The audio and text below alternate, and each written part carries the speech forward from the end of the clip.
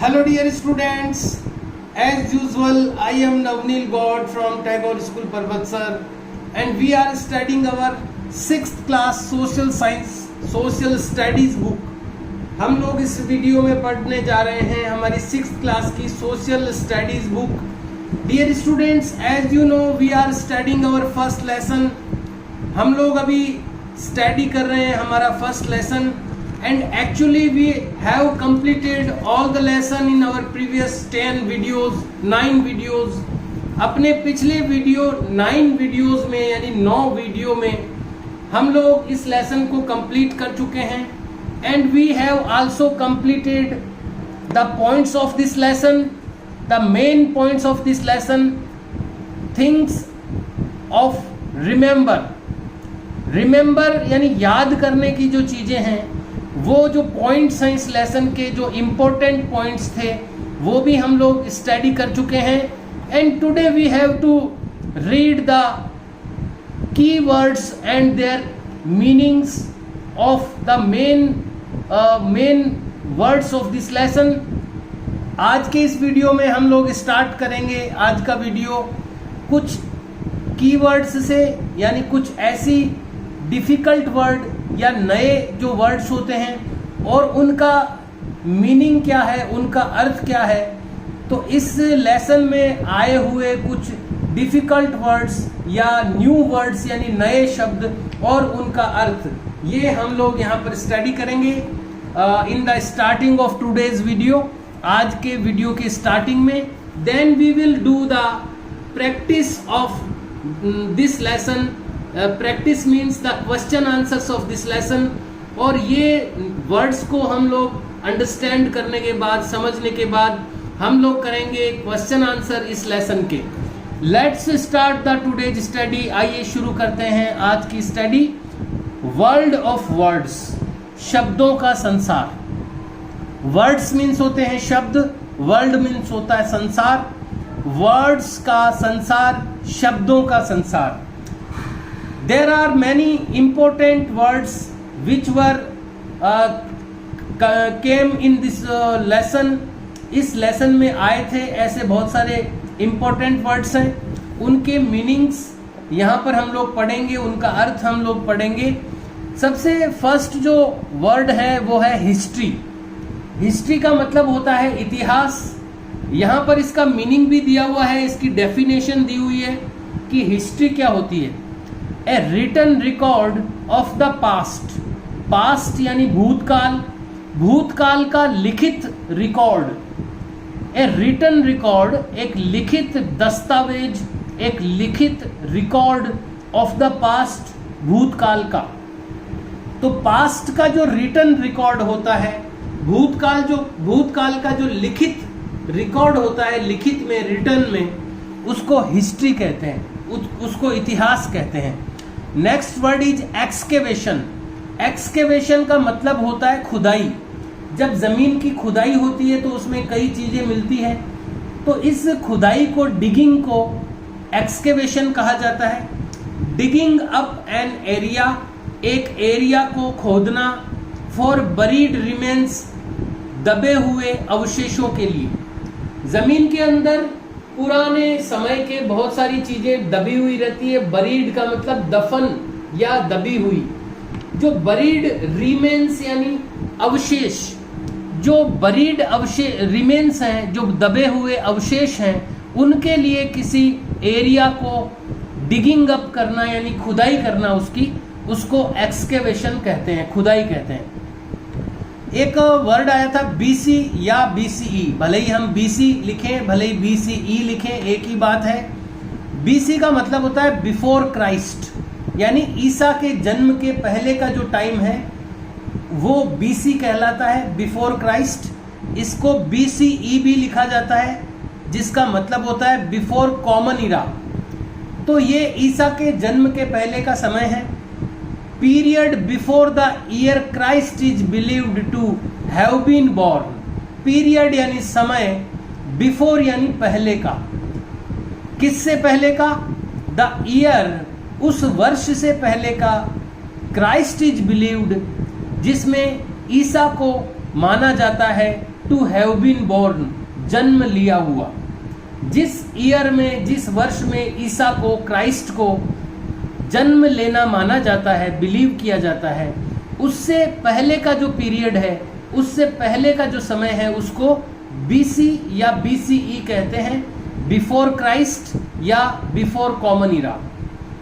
और ईसा के जन्म के बाद का जो समय है उसको सीई या एडी कहा जाता है। सीई का मतलब होता है कॉमन इरा, और एडी लैटिन का शब्द है, उसका भावार्थ भी यही होता है। The period after Christ's birth, Christ के जन्म के बाद का जो पीरियड है वो सीई कहलाता है या एडी कहलाता है। अगला जो वर्ड है वो है आर्कियोलॉजी, पुरातत्व विज्ञान। ऐसा साइंस, ऐसा विज्ञान जिसमें पुरानी चीजों के बारे में स्टडी की जाती है, आर्कियोलॉजी कहलाती है। The study of physical remains, भौतिक अवशेषों की स्टडी। भौतिक, फिजिकल यानी भौतिक, भौतिक का मतलब जो आंखों से दिखता है वो भौतिक होता है। फिजिकल रिमेन्स, भौतिक अवशेषों का स्टडी यानी अध्ययन। ऑफ पास्ट सिविलाइजेशन, भूतकाल की या पुरानी, सिविलाइजेशन यानी सभ्यता, पुरानी सभ्यताओं के अवशेषों का, फिजिकल अवशेषों का। पास्ट की जो सिविलाइजेशंस थी, जो प्राचीन सभ्यताएं थी, सिविलाइजेशंस थी, उनके जो फिजिकल रिमेन्स यानी भौतिक अवशेष जो प्राप्त होते हैं, उनकी जब हम स्टडी करते हैं उस साइंस को आर्कियोलॉजी कहा जाता है। नेक्स्ट इज इंस्क्रिप्शंस यानी शिलालेख। राइटिंग्स और ड्राइंग्स, लिखित या चित्रकारी। ऑन रॉक्स यानी चट्टानों पर, पिलर्स यानी खंभों पर, टैबलेट्स यानी पट्टिकाओं पर, एटसेट्रा आदि। यानी कहीं पर भी, भले ही चट्टान पर हो, भले ही खंबे पर हो, भले ही कोई टुकड़े पर हो, जब कुछ लिखा हुआ होता है, राइटिंग्स यानी लिखा हुआ होता है, या कोई ड्राइंग बनी हुई होती है पुराने टाइम की, उसको इंस्क्रिप्शंस कहते हैं, शिलालेख कहते हैं। अगली जो टर्म है वो है न्यूमिस्मेटिक। न्यूमिस्मेटिक एक साइंस है जो कि कॉइन यानी सिक्कों के अध्ययन के ऊपर होती है। द स्टडी ऑफ कॉइन्स यानी सिक्कों का अध्ययन। जब प्राचीन सिक्कों का अध्ययन किया जाता है, स्टडी की जाती है, तो उसको न्यूमिस्मेटिक कहा जाता है। नेक्स्ट है एपिग्राफी। एपिग्राफी भी एक तरह की साइंस है जिसमें इंस्क्रिप्शंस का अध्ययन किया जाता है, यानी शिलालेखों का अध्ययन किया जाता है। The study of inscriptions, inscriptions का की स्टडी जिसमें की जाती है, जिस पढ़ाई में की जाती है, वो एपिग्राफी कहलाती है। अगला जो वर्ड है वो है मोनामेंट्स। ओल्ड हिस्टोरिकल बिल्डिंग्स, पुरानी ऐतिहासिक इमारतें, ये मोनामेंट्स कहलाती हैं। अगला वर्ड है आर्टिफैक्ट्स, कला तथ्य। मैन मेड ऑब्जेक्ट्स, मनुष्य द्वारा बनाई गई चीजें। फाउंड एट आर्कियोलॉजिकल साइट्स, जो कि पुरातत्व विज्ञान की जो जगह होती है जहां पर कुछ पुरानी चीजें मिलती है, उनको आर्कियोलॉजिकल साइट्स कहा जाता है। पुरातत्व विज्ञान के जो स्थल है जहां पुरानी चीजें प्राप्त होती है खुदाई में, वहां पर मनुष्य के द्वारा जो चीजें बनाई जाती है और जो मिलती है अपने को, वो आर्टिफैक्ट्स कहलाती है। मैन्यूस्क्रिप्ट्स यानी हस्तलिपि, हाथ से लिखा हुआ जो भी होता है। टेक्स्ट्स यानी अक्षर या लिखित सामग्री। रिटन बाय हैंड, जो हाथ से लिखी हुई होती है, उसको मैन्यूस्क्रिप्ट्स कहते हैं। और क्रॉनिकल, क्रॉनिकल घटनाक्रम को कहते हैं, जो किसी एक क्रम में लिखा जाता है। घटनाएं जिस क्रम में होती है, समय के साथ साथ जिस क्रम में वो घटनाएं होती है, उस क्रम में जब घटनाओं को लिखा जाता है, उसको घटनाक्रम कहते हैं, क्रॉनिकल कहते हैं। रिटन रिकॉर्ड, ये लिखित रिकॉर्ड होता है। इन विच, जिसमें इवेंट्स आर डिस्क्राइब्ड, घटनाओं को वर्णन किया जाता है। इन द ऑर्डर, उस क्रम में। दे हैपन्ड, जिस क्रम में वो घटित होती है, हैपन होती है। जिस क्रम में कोई इवेंट्स यानी घटनाएं घटित होती है, उस क्रम में जब उसको लिखा जाता है तो उसको क्रॉनिकल कहते हैं। There are some words which are very important from in this lesson. कुछ ऐसे शब्द थे जो बहुत ही इंपॉर्टेंट थे इस लेसन के. We have studied about them in this box. इस बॉक्स में हमने उनके बारे में स्टडी की है. These definitions are also very important. ये जो इनकी definitions दी हुई है वो भी बहुत important है, and that will be used in the question answers also. और इनको question answer में भी हम लोग यूज करेंगे इन definitions को. Let's start the question answer of this first lesson. आइए, अच्छा कुछ दो और बच गए हैं इधर. There are 2 words remaining here. 2 words यहाँ बच गए हैं इसमें से, और भी इनको देख लेते हैं. पास. पास का मतलब होता है दर्रा, रास्ता. ए पाथ एक रास्ता, और ए रोड या कोई सड़क. इन द माउंटेन्स पर्वतों में. जब पर्वतों के बीच में से कोई रास्ता होता है उसको पास कहते हैं. अपने इंडिया में कई सारे प्रोमिनेंट पास है, प्रसिद्ध पास हैं, जैसे जोजिला पास है, रोहितांग पास है. ये प्रसिद्ध पास हैं, प्रसिद्ध दर्रे. हिंदी में इनको दर्रे कहते हैं, पर्वतों के बीच में से. नेक्स्ट है सिविलाइजेशन यानी सभ्यता. एन एडवांस्ड स्टेट एक उन्नत अवस्था. एक एडवांस अवस्था, एक उन्नत अवस्था किसकी? ऑफ सोसाइटी, समाज की एक एडवांस स्टेट यानी उन्नत अवस्था. कैरेक्टराइज्ड जो जिसकी विशेषताएं होती है, जिसकी विशेषताएं बताई जाती है बाई प्लान्ड सिटीज, जिसमें योजनाबद्ध शहर होते हैं, यानी बहुत ही सुंदर बसावट किए हुए शहर होते हैं, सिटीज होती है. सरप्लस फूड प्रोडक्शन यानी भोजन का जो प्रोडक्शन है, जो भोजन की पैदावार है वो सरप्लस यानी अत्यधिक होती है, यानी जितनी चाहिए उससे ज़्यादा होती है जहाँ भोजन की पैदावार. सरप्लस फूड प्रोडक्शन होता है जहाँ पर. वेल डेवलप्ड ट्रेड सुविकसित व्यापार होता है जहाँ पर. आर्ट्स यानी कला होती है. क्राफ्ट्स यानी हस्तशिल्प होता है. लैंग्वेज यानी भाषा. और गवर्नेंस सिस्टम यानी प्रशासनिक व्यवस्था एटसेट्रा आदि. ये सारी चीज़ें जहाँ पर बहुत ही अच्छी होती है उसको सिविलाइजेशन कहा जाता है, उसको सभ्यता कहा जाता है. तो ये सिविलाइजेशन है. हम लोगों ने इसमें कई प्राचीन सिविलाइजेशन के बारे में पढ़ा भी है इस लेसन में. Now the difficult words are over.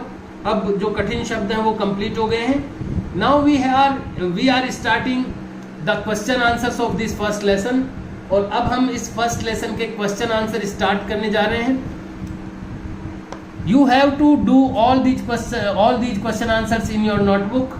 आपको ये सभी क्वेश्चन आंसर अपनी नोटबुक में करने हैं. In the beginning of the written work, जो भी आपने अभी तक रिटन वर्क किया होगा उसकी स्टार्टिंग में आपने लेसन 1 और उसका नेम मेंशन जरूर कर दिया होगा, क्योंकि छोटे छोटे बॉक्सेज वगैरह छोटे छोटे क्वेश्चंस आ चुके हैं बीच बीच में, मैंने आपको करने के लिए दिए भी हैं. तो वो सब आपने रिटन वर्क में अपनी नोटबुक में कर रखे होंगे.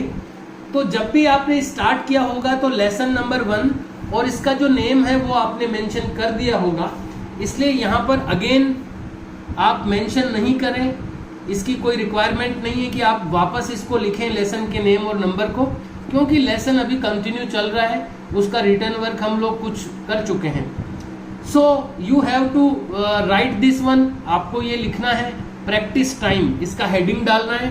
फिर नेक्स्ट लाइन से ये जो क्वेश्चन नंबर ए है ये आपको लेफ्ट मार्जिन में लिखना है. Tick the correct answers. सही आंसर्स को सही का निशान लगाएं, टिक मार्क लगाएं. देन इन नेक्स्ट लाइन, अगली लाइन में लिखें number 1, history studies events in. History में अध्ययन किया जाता है इवेंट्स यानी घटनाओं को. हिस्ट्री में स्टडी किया जाता है इवेंट्स यानी घटनाओं को. इन में किस तरीके से इवेंट्स को स्टडी किया जाता है हिस्ट्री में? There are 4 options. 4 ऑप्शन दिए गए हैं. नंबर 1 है in the sequence in which they happen, history में स्टडी किया जाता है घटनाओं को in the sequence in which they happen, उस क्रम में जिसमें वो घटती है, उस सीक्वेंस में, उस क्रम में उनको स्टडी किया जाता है जिसमें वो घटती है।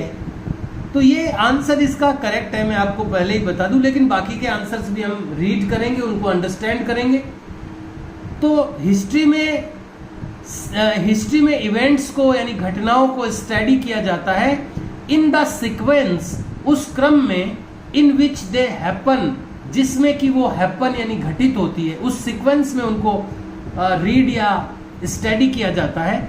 दूसरा ऑप्शन था इन देयर अल्फाबेटिकल ऑर्डर, यानी ABCD के क्रम में उनको अध्ययन किया जाता है, तो ऐसा बिल्कुल नहीं है।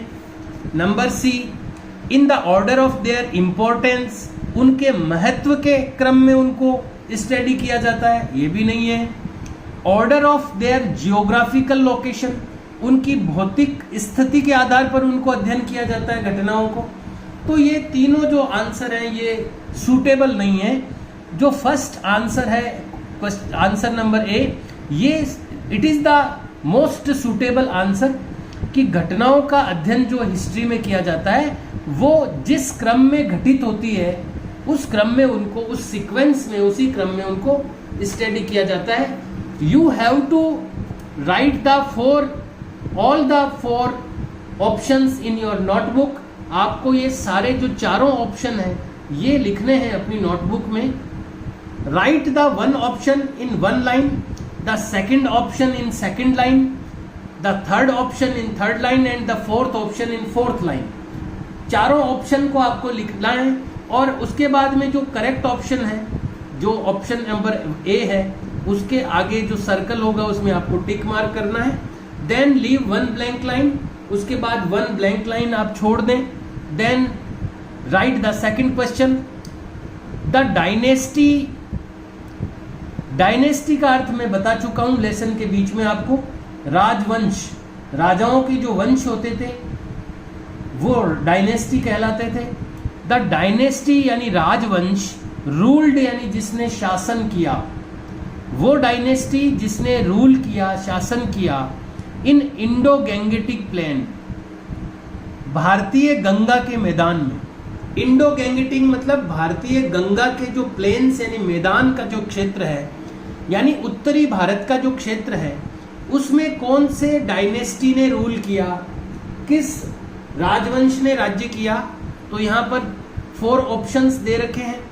चोल्स ने किया, चालुक्य वंश ने किया, मौर्य वंश ने किया या चेर वंश ने किया। तो ये जो तीनों ही वंश है ना, ये साउथ इंडिया के हैं। चोल है, चालुक्य है या चेर है, तीनों ही जो डायनेस्टीज है ये साउथ इंडिया की है।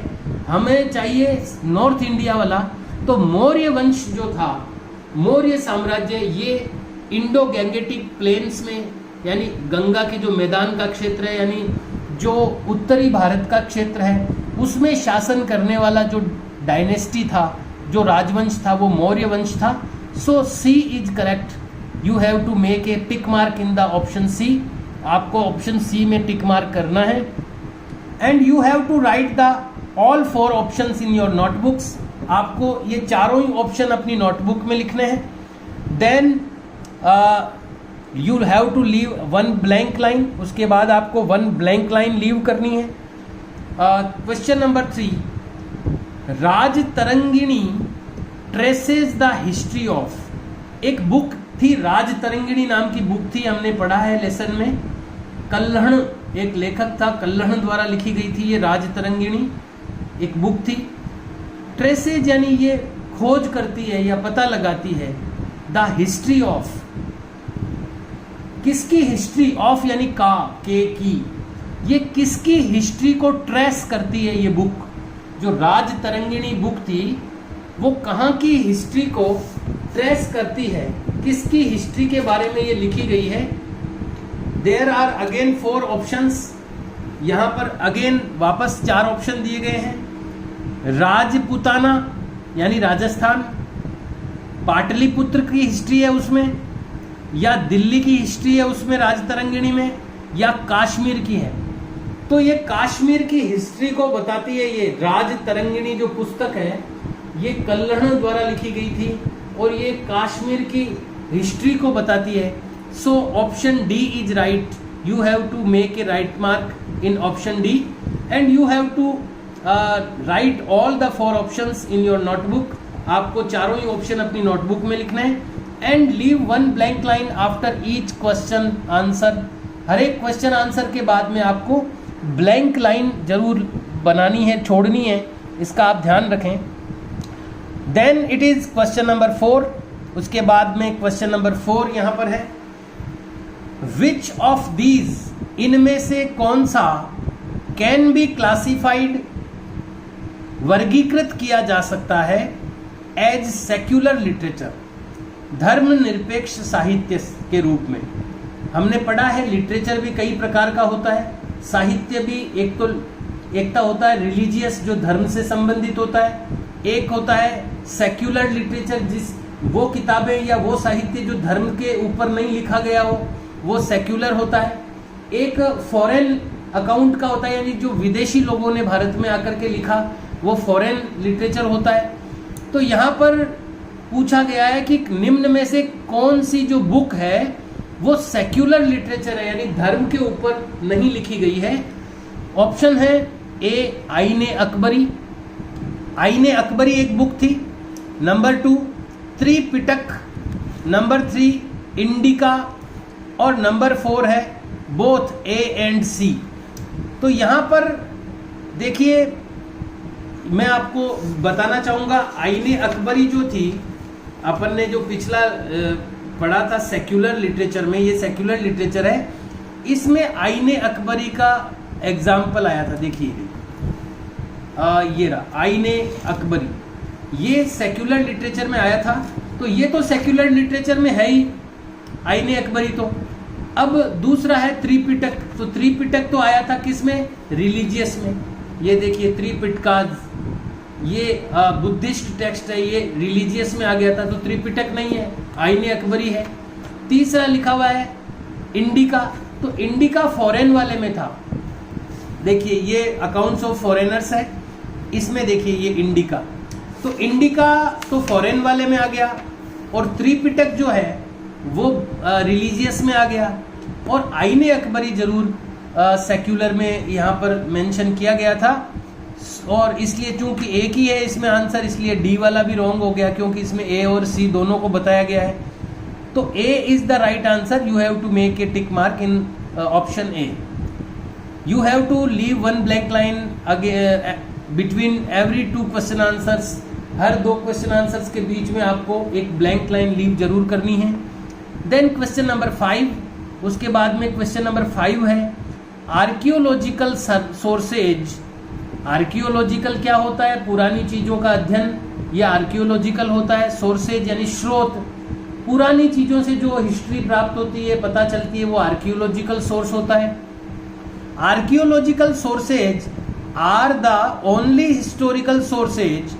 आर्कियोलॉजिकल सोर्सेज केवल एकमात्र ऐसे हिस्टोरिकल सोर्सेज हैं दैट टेल्स अस, जो हमें बताते हैं अबाउट द लाइव्स ऑफ, किसके जीवन के बारे में। तो मैं आपको पहले ही बताना चाहूंगा कि आर्कियोलॉजिकल जो सोर्सेज होते हैं वो हमें कॉमन जो ऑर्डिनरी पीपल थे उस जमाने के, जो सामान्य लोग थे, उनके जीवन के बारे में हमें बताते हैं आर्कियोलॉजिकल सोर्सेज। बाकी जो पुस्तकें मिलती है, जो लिटरेसी सोर्स होते हैं, वो तो राजाओं के बारे में बताते हैं या जो प्रतिष्ठित लोग थे उस जमाने में, उन्हीं के बारे में लिखी हुई बातें हमें मिलती है। लेकिन जो ये आर्कियोलॉजिकल सोर्सेज होते हैं, जो पुरानी चीजें तो सामान्य लोगों के बारे में भी मिल सकती है। तो ये आर्कियोलॉजिकल सोर्सेज हैं, वो एकमात्र ऐसे सोर्सेज हैं जो हमें किन के जीवन के बारे में बताते हैं। तो किंग्स एंड क्वीन, राजा और रानी के बारे में तो किताबें, लिटरेचर भी बता देगा। ऑर्डिनरी पीपल, सामान्य लोगों के बारे में ये बताते हैं। So B is the correct option. B जो ऑप्शन है वो करेक्ट है, इसको आप लिखें। देन सी इज नोबल्स, यानी सभ्य लोगों के बारे में बताते हैं। डी द वेल्दी क्लास, जो धनवान क्लास के लोग हैं उनके बारे में बताते हैं। तो ये जो आर्कियोलॉजिकल जो सोर्स है वो एकमात्र ऐसा सोर्स है जो हमें ऑर्डिनरी पीपल यानी सामान्य लोगों के बारे में इतिहास की जानकारी देता है। So B is the correct option, B यहाँ पर करेक्ट ऑप्शन है। डियर स्टूडेंट्स, आपको ये केवल 1 2 3 4 5 केवल ये 5 क्वेश्चंस में करने के लिए दे रहा हूं आज के वीडियो में। In the next video we will do the next question answers of this lesson. इस लेसन के जो बाकी के क्वेश्चन आंसर है वो हम करेंगे अगले वीडियो में। ये क्वेश्चन आंसर्स का पार्ट 1 है हमारा, और अगले जो पार्ट्स होंगे वो क्वेश्चन आंसर्स के मैं पार्ट मेंशन कर दूंगा वीडियो में। Dear students, you have to do all these question answers 1 2 3 4 5 in your notebooks and be careful about the handwriting के बारे में ध्यान रखें। write anything in very excellent handwriting, अपनी handwriting बहुत ही सुंदर बना करके लिखें और चीज़ों को लर्न करते हुए लिखें, केवल रिटन वर्क पर ध्यान नहीं दें। जो भी रिटन वर्क आप करते जा रहे हैं you have to learn them also, आपको उनको लर्न भी करना है, साथ में याद भी करना है। Okay dear students, do your work in very good handwriting. We will meet in next video. Till that, see you and bye.